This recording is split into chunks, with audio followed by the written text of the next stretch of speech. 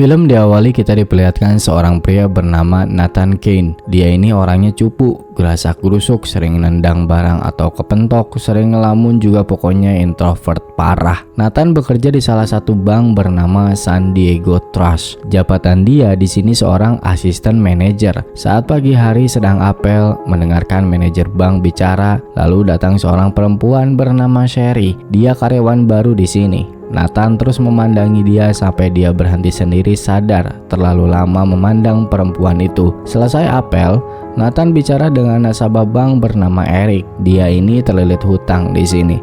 Usaha Eric menurun semenjak kematian istrinya. Nathan membantu Eric untuk mencairkan dana pensiun milik istrinya agar Eric bisa mencicil hutangnya. Lalu Nathan ke dapur bikin kopi. Tiba-tiba ia dikagetkan oleh Sherry. Hey, Nate. Hey. Hi. Sorry. Stains out of...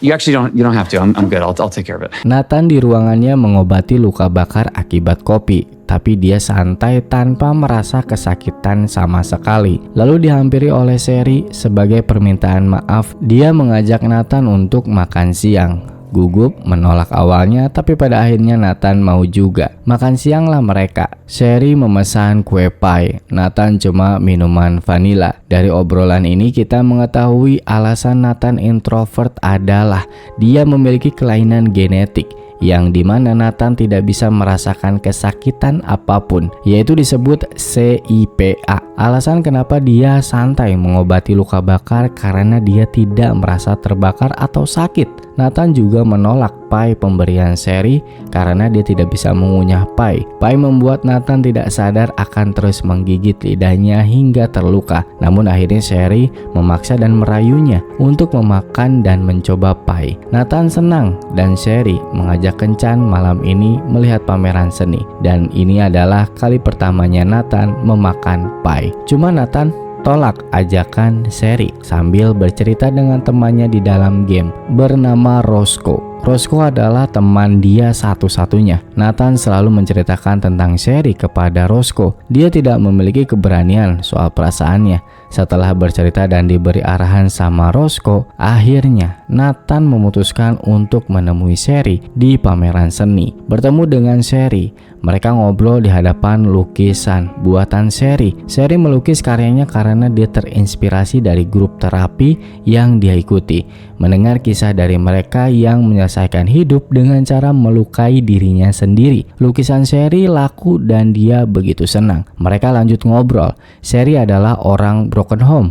Diadopsi oleh keluarga yang kurang beres katanya. Hingga akhirnya saat usia 18 tahun dia hidup mandiri. Lalu datanglah Johnny. Johnny adalah pembuli Nathan saat dia SMP. Nathan ini setiap hari dibully oleh teman-teman Johnny karena mereka tahu kondisi Nathan yang tidak bisa merasakan sakit. Dan Nathan dijuluki oleh mereka dengan sebutan Novocaine. Lalu alarm bunyi di jam tangannya. Nathan harus ke toilet untuk kencing. Ya, karena dia tidak bisa merasakan mau kencing atau tidak. Jadi harus dijadwal 3 jam sekali. Saat kembali dari toilet, Nathan melihat Sherry ngobrol ketawa-ketawa dengan Johnny. Seperti yang udah deket banget. Pandangan Nathan berubah saat melihat pemandangan ini. Sherry dan Johnny dengan mudah mengatakan untuk melupakan masa lalu kepada Nathan. Sherry memesan 2 minuman untuk Nathan dan juga Johnny. Ketika mereka berdua minum, Nathan tidak merasakan apapun. Tapi Johnny batuk dan tidak bisa bicara karena yang mereka minum adalah saus pedas level tinggi. Sherry mengajak Nathan pulang sambil bicara. Yeah, it's Novocaine's favorite. That was amazing. You're a very good actor. Sherry diajak ke rumah Nathan. Di sini mereka ngobrol basa-basi. Nathan bercerita kalau dia ini lebih banyak menghabiskan waktu membaca buku, seperti salah satu buku yang dipegang oleh Sherry. Kebanyakan Nathan itu membaca buku-buku tentang medis karena dia harus mengenali dirinya sendiri soal rasa sakit. Sampai akhirnya Sherry ingin melihat tato di tangan Nathan. Ternyata tato Nathan ini nggak cuma satu, tapi banyak sekujur tubuhnya. Semua tato Nathan ini dibuat olehnya sendiri. Sampai akhirnya mereka berdua terbawa suasana. Sherry menggoda mendekati Nathan untuk mengajak mantap-mantap. Meskipun Nathan tidak bisa merasakan sakit, tapi dia bisa merasakan kenikmatan saat Sherry membuka pakaiannya. Nathan melihat bekas luka yang berada di perut Sherry. Sherry sambil mengatakan, "Semua orang menyembunyikan sesuatu. Kurasa kita semua mencari orang untuk penunjukannya." Besok pagi Nathan terbangun, Sherry sudah pergi. Semalam adalah hal yang mengubah diri Nathan menjadi lebih berwarna dan percaya diri. Saat di kantor, Nathan memandang Sherry dengan senyum. Dia menghampiri Sherry untuk mengucapkan soal semalam. Belum bicara, datang 3 Santa Claus dan ternyata mereka adalah perampok. How can I help you? We're here to make a withdrawal.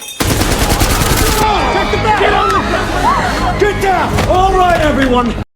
Manajer San Diego Trust dibawa oleh mereka meminta kode berangkas. Namun manajer tidak memberikan kode tersebut dan berakhir dibunuh di hadapan Sherry. Sekarang giliran Nathan yang dibawa.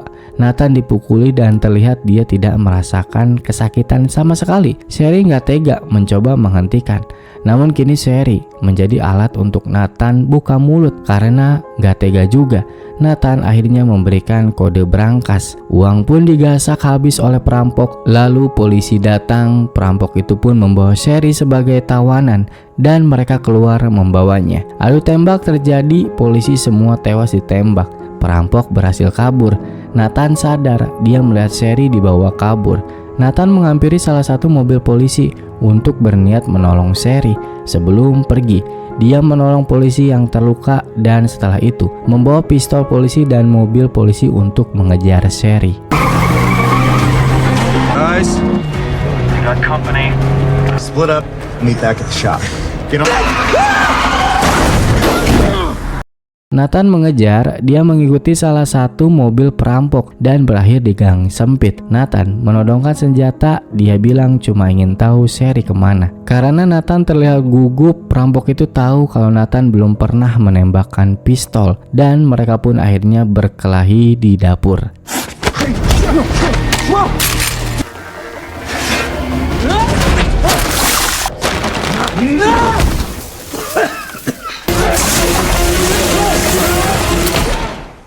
Perampok itu berhasil dibunuh oleh Nathan.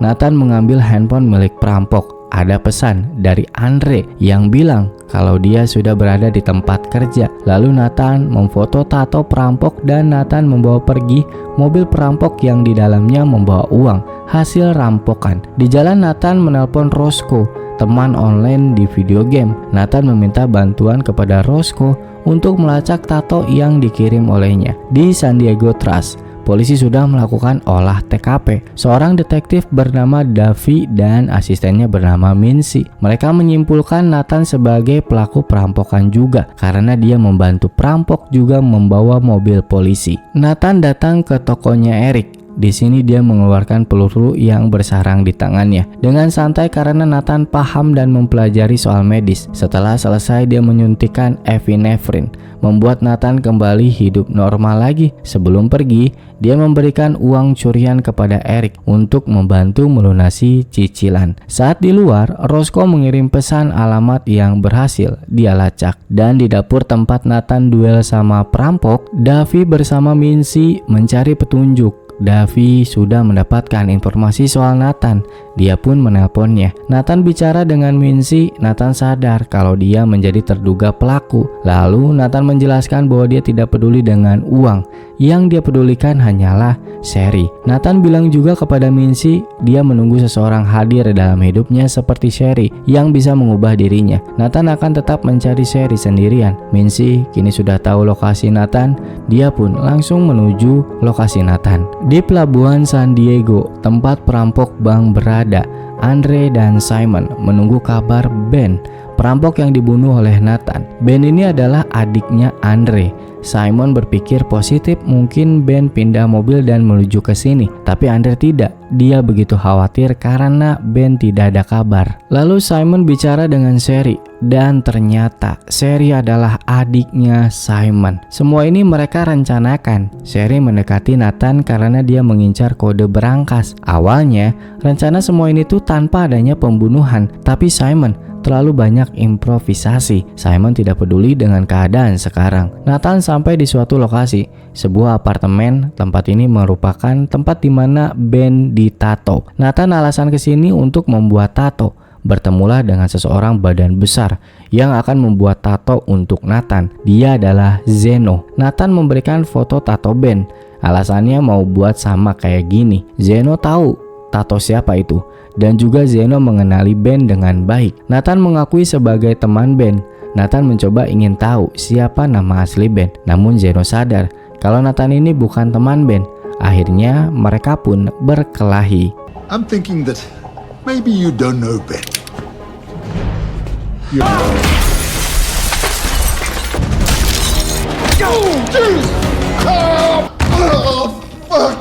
Nathan masih belum mendapatkan nama lengkap Ben. Dia pun menggunakan cara kekerasan agar Zeno mau buka suara dengan teknik mentato asal-asalan di leher Zeno. Akhirnya Zeno memberitahu nama lengkap Ben, dia adalah Ben Clark. Setelah itu, Nathan menelpon Chad, temannya, ingin mengetahui soal siapa Ben Clark. Ben ini adalah anggota tentara dulunya. Lalu Chad memberikan alamat rumah Ben kepada Nathan, dan Nathan menulis alamat itu menggunakan mesin tato di tangannya. Andre dan Simon berdebat soal Ben. Andre yang khawatir dia ingin pulang, mengecek ke rumah. Siapa tahu adiknya berada di sana. Nathan sampai di rumahnya Ben, tampak seperti biasa saja, rumah yang berantakan, namun ternyata dalam rumah ini penuh jebakan. Nathan terkena jebakan itu dari bola berduri menancap di punggung, terus crossbow yang terkena kakinya. Karena kelainan genetik CIPA itu membuatnya tidak merasakan sakit. Dia terus lanjut mencari, sampai akhirnya Nathan menemukan jaket kerja milik Ben. Tapi jebakan terakhir menghentikan Nathan. And now I'm gonna make you. Karena Nathan terjebak, dia tidak bisa melepaskan tali. Jadi dia menelpon temannya yaitu Roscoe. Nathan serius bicara soal hatinya. Nathan bilang Roscoe hanyalah satu-satunya teman yang dia punya. Nathan benar-benar butuh bantuan Roscoe. Roscoe pun luluh dan mau menolongnya. Andre sampai di rumah Ben.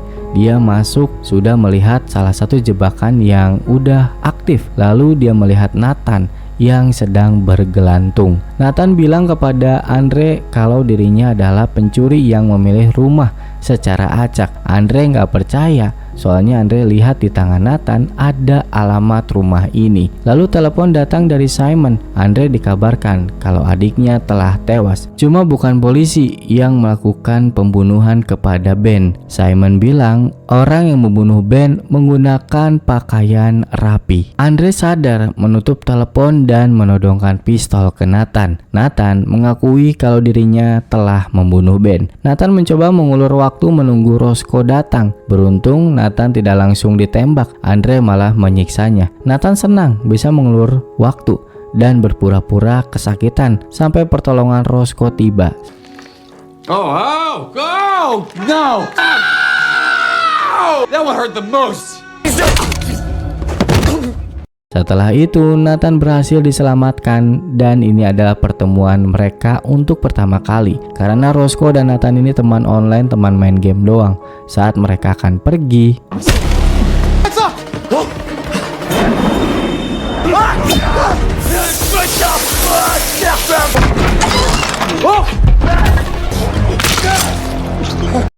Andre sekarang sudah fix telah tewas oleh Nathan. Setelah itu Roscoe menutup luka Nathan dan suara sirine terdengar polisi telah tiba. Akhirnya mereka membuat rencana. Davy dan Minci telah mengepung. Keluar seseorang dengan menggunakan helm dan pakaian Nathan, membawa motor Vespa milik Roscoe. Davy dan Minci pun mengejarnya. Orang itu menepi dan ketika dilihat ternyata dia bukan Nathan, tapi Roscoe. Roscoe ditahan oleh Davy dan Minci. Roscoe yang gak tahan karena ditendang terus oleh Davy, dia akhirnya mengaku. Roscoe bilang, "Aku tahu lokasi Nathan." Di gudang tempat Simon dan Sherry, Simon mengajak pergi Sherry karena aksi dia sudah diketahui dan uang juga udah terkumpul. Tapi Sherry menolak ajakan Simon. Sherry merasa bersalah karena Simon telah membunuh seseorang keluar dari rencana. Mereka berdebat sampai Simon mempersiapkan pistolnya untuk menembak Sherry. Dan tiba-tiba Nathan datang menghentikan Simon. Nathan meminta kepada Simon untuk melepaskan Sherry, tapi Simon bingung siapa dia sebenarnya. Nathan mengaku kalau dirinya yang telah membunuh Andre dan Ben. Dan akhirnya Simon sadar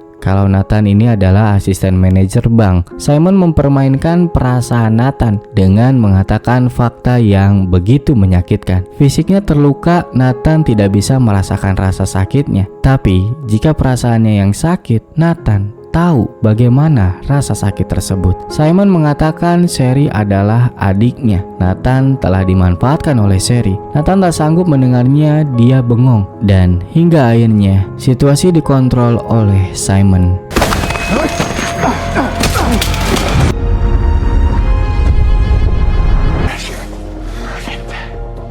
Sherry menghentikan Simon yang akan membunuh Nathan dengan cara menindas kepala Nathan dengan mobil. Sherry bilang dia sudah tidak peduli dengan uang, menyuruh Simon pergi dari sini dan Sherry akan tetap bersama Nathan. Nathan yang setengah sadar mendengar pertengkaran ini. Simon yang sudah emosi akan menembak adiknya.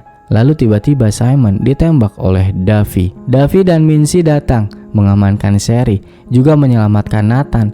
Sherry diborgol, juga Nathan demikian. Nathan dibawa menggunakan kasur medis menuju ambulan. Saat semua selesai, Davy dan Mincy akan pergi membawa Sherry. Tiba-tiba Simon menembak, ternyata dia masih hidup.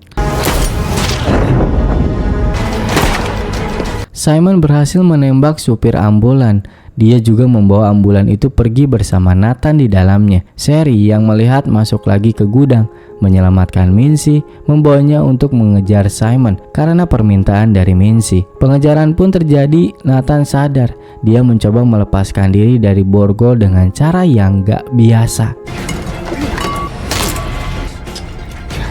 Simon menembak Nathan. Untung saja meleset dan pistolnya terjatuh. Saat mau membalas, sayang pistolnya sudah habis pelurunya. Sampailah mereka di dermaga, tujuan akhir dari rencana pencurian Simon dan kawan-kawan. Nathan masih saja mencoba rencana untuk menghentikan Simon. Dia mengaktifkan defibrilator lalu menggunakannya ke Simon yang membuat mobil ambulan oleng lalu terguling. Dan mereka lagi dan lagi berkelahi, namun kali ini brutal banget.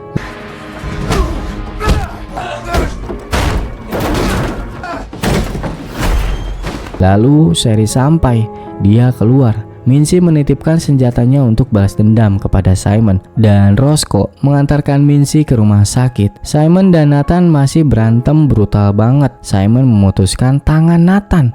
Dan saat Nathan sudah tidak berdaya, Sherry menembak Simon. Tapi Simon masih saja bisa selamat dan lari. Kini perkelahian Simon dengan Sherry. Nathan hanya bisa melihat Sherry dipukuli. Lalu Nathan melihat suntikan epinefrin. Dia merangkak mengambilnya dan menggunakannya. Dan yang terjadi selanjutnya adalah Feel this.